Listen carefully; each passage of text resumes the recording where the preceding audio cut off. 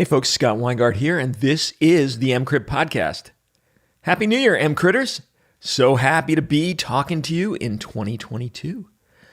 Today's episode is on EEGs. Now, don't stop listening if you don't even have EEGs at your hospital. We specifically address that case scenario. So this is going to be relevant to everyone, except maybe my pre-hospital brethren. And for you folks, I apologize. I promise in the upcoming episodes, I will do stuff that is clinically relevant to you as well. But if you work in the hospital in a resuscitative field, then this episode is right up your alley. And of course, I am joined with half of EMCrit, Casey Albin. And if you've listened to any of her stuff or read her things, you know she is fantastic. But before we get there, a quick ad for my stuff, which is I'm going to be moving into coaching.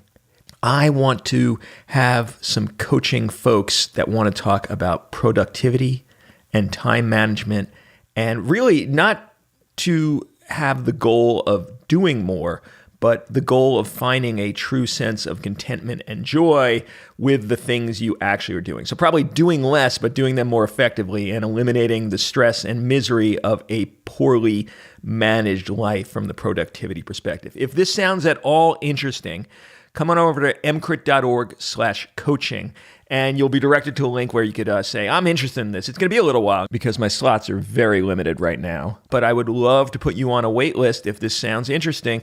You know this is a particular area of interest for me. I've spent 2 decades researching every piece of information on finding happiness through better productivity measures. So if this sounds like something up your alley, please come on over to emcrit.org/coaching. That's emcrit.org/coaching. And just put your name down on the list and I will be in touch ASAP. Okay, let's get into the EEG episode. So, listeners should know who you are, but just in case someone's joining for the first time to one of your productions, who are you and what do you do? So my name is Casey Albin and I'm a neurointensivist at Emory University Hospital in Atlanta. Yeah, and you form one of the 2 parts of EMCrit, and you've been putting some amazing posts on EMCrit and some amazing tweetorials in the Twitter world, and I just love to read your new stuff each time it comes out, so I'm so happy you're joining us today to talk about a topic that you just put a post on EMCrit on,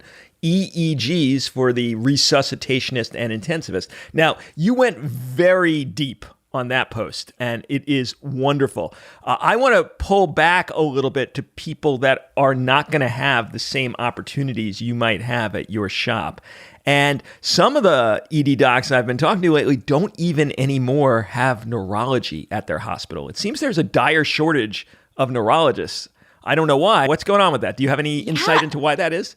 I honestly don't know either. But Dr. Dengayich and I really wanted to at least shed some light on one of the things that used to at least be done pretty commonly in both the ED and the intensive care unit, which is EEG monitoring. In terms of the shortage of neurologists, I can't say much about that. I know a lot of people have moved to doing sort of teleneurology. That has become more available, and I would hope has increased access to specialized neurologic care. Yeah, I hope that's the case. Maybe it's just a technology transition. Let's talk first about those hospitals that don't have access to at least 24-hour. In many places, it's 0 EEG. Even spot EEGs may sometimes happen during daylight hours, but not at 8 o'clock at night when you really want it. And some of the comments on that post discuss some other options. Let's pretend you're at a hospital that, for whatever reason, does not have access to even a spot EEG. What options are there to diagnose things like non-convulsive status? So I think all of the things that could be used to diagnose non-convulsive status have not really been validated. I think there was a very interesting comment about the use of CT perfusion, and can we see some hyperperfusion in these places that might be more electrically active? That is a very interesting sort of research domain, and can we look, instead of looking at poor perfusion, places that might be hypermetabolic and having ongoing epileptic activity. But to my knowledge, that's not really validated in the field yet. And so I think you need to have still the best tool out there is the neurologic exam. And that sounds very neurologist of me to say, but I think, what when we think about critical care EEG monitoring, the people we're trying to capture are the people who just look more encephalopathic than would be predicted by whatever illness they have. So if they're septic and they've got a little bit of a lactate, but they just look terrible, that might be the person that we really need to do some further investigation on. And I can tell you one of the things that really should clue people into suspecting non-convulsive or subclinical seizures is eye and gaze deviation, like persistent gaze deviation. If you see that in someone who's like really a little bit more obtunded than you would think they should be based on the pathology, that's, I think, should raise your level of clinical suspicion. And obviously, these can be really subtle findings where it's just a little hand twitch or the corner of their mouth is twitching. And for those sort of subtle but clinical seizures, those come with a very nice kind of almost 3 hertz pattern. So the cadence of that little facial twitch or that little hand jerk is really, they have a rhythmicity to it. It's not just the movements that don't really have a specific cadence. Seizures and the clinical but very subtle clinical seizures really do have a cadence to it. So I think as much as I love technology and I think that we're going to get better and hopefully we're going to have more advanced diagnostics, really going back and looking at the patient is probably the best tool we have. One thing that was particularly interesting for these environments is pupillometry, not just looking with a pen light, but the real objective quantitative pupillometry. And you'd have to invest, but it's certainly a lot less financially difficult than creating an entire EEG program. What's the status of that for diagnosing? I saw a paper about this recently, and I cannot remember exactly where it was published. I want to say it was in the Journal of Neurocritical Care. I want to say it was Sarah Hawker and the group at Mayo that was looking into the use of pupillometry to diagnose non-convulsive status or status epilepticus. I unfortunately have not looked into it further. I do think, again, it's an area of ongoing research. I think of pupillometry, what we have been using pupillometry for is looking at increased intracranial pressure and using the MPIs to give us a clue of who might have ongoing intracranial hypertension. But again, another source of research. I will certainly try to look up that paper and we can put it in the show notes. Cool. I think it will be a future direction. What about the smaller number of electrode systems that are supposed to give some kind of spot look into it without the full head package? Yeah. So people have mixed feelings about this. The one that comes to mind is the Cerebell model. We had that when I was a resident. I actually felt like it was pretty helpful. It's very easy to use. They come with these anyone can do it, little instructions. You put the electrodes on there. I think there's 6 of them. And so the Cerebell will actually make noise for you about the rhythmicity of the discharges the patient has. I actually had a very good experience using it. I think that there's a mixed experience, but my experience was personally pretty good, at least for ruling in. Am I going to localize where the seizure is coming from with that? No. But if you're just trying to get a sense of, is this person having slow waves that are consistent with a toxic metabolic encephalopathy? I think, it can either take you there or say, hey, this person's having ongoing persistent discharges. You probably need to look into this further. Let's say you have an EEG program at your center. Who gets a spot EEG versus a video EEG versus a continuous, for some period of time, video EEG? How do you make that determination? Yeah, so the way I think about it in my personal practice, and I am at the luxury of having the opportunity to get continuous video EEG monitoring pretty much most of the patients we wanted. I was using routine EEGs for patients who had come in, had what sounded like a seizure, or they seized in the ED, and we could hook them up shortly after and see if there were any sort of signs that would say this person has ongoing risk for seizures. This person is at risk of epilepsy, and they would probably benefit from being on an anti-epileptic drug. So quick study, is your EEG totally stone cold normal, and which first time seizures maybe you can get away without starting an anti-epileptic drug? Or you've had a seizure, we hooked you up, you have an EEG that shows that you might have some sort of pattern like juvenile myoclonic seizures. You're going to need an AED. So that was my practice, was someone coming in, we're just going to get a routine to determine who does or does not need AED therapy. Okay, let's pause you there before you go on. Let's say you didn't have that. Would the impetus then be to prophylactically start them on something or to wait until they have outpatient neurology follow-up? Oh, gosh. I think that this is still, I think it depends on your practice. And I think it depends on being able to take a really good neurologic history and a good neurologic exam. So I think very frequently people will come in and they will have the first generalized tonic-clonic seizure where someone said, that is clearly a seizure, you need to go in. But if you talk to them, you'll actually find out that they've been having little events. If you ask them, do you ever stare off into space and then you don't really remember what happened, like for the last 20 seconds? Or have you ever had any rhythmic twitching of your hand? If you really dig, you can find out. I'm like really being a neurologist here, like going back to the history and the physical exam, because a lot of the time these are not first-time seizures. And then if they've had seizures up to that point, now they've presented with a generalized tonic-clonic seizure, for sure, I think that they should be started on.